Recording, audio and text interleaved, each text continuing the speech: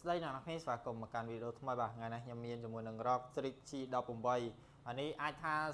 ចូលឆ្នាំ2024-25ហើយជាមួយនឹង graphic card ជា model ចុងក្រោយអ្នកនរគ្នាជាមួយនឹង condition លើដៃនេះគឺស្អាតថាទៅស្អាតខ្លាំងតែម្ដងអ្នកនរគ្នាអាចមើលបានគឺខ្ចីញញតែម្ដងហើយជាមួយនឹង spec អានេះមកជាមួយនឹង CPU ប្រភេទ Core i7 ចំនួន14អ្នកនរគ្នាកតុយ XX ចឹងវា high performance extreme ជាមួយនឹង RAM បាន 16GB DDR5 ហើយក៏ដូចជា HDD ប្រើ M2 Gen 4 បានមកទេអានឹងយើងដាក់ spec 16មកទេហើយ graphic វាជាប្រភេទ RTX 5060ដាច់ 8GB អេក្រង់របស់វាអានេះ G18 គឺអេក្រង់18 inch អ្នកនរគ្នា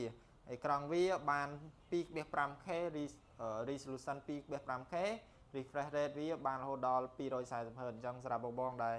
ខាងកាត់ត design អីគឺដឹងតែត្រូវហើយជាមួយនឹង color វាក៏ត្រូវដែរ color DCI P3 វារហូតដល់ 100% ណាស់គ្នាហើយជាមួយការ design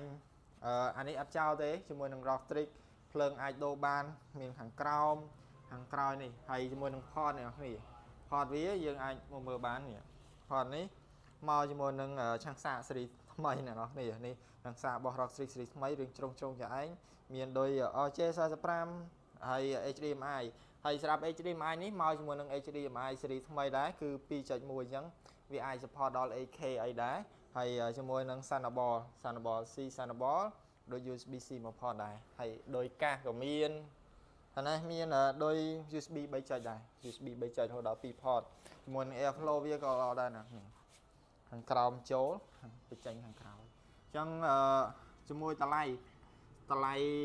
ROG Strix នេះមកទឹកអានេះមកទឹកស្អាតចូល99តែម្ដងតម្លៃវាតែ13.9ទេបើសិនអ្នកនរគ្នាត្រូវការអញ check បាន Telegram ខ្ញុំដាក់ link នៅខាងក្រោម description បាទ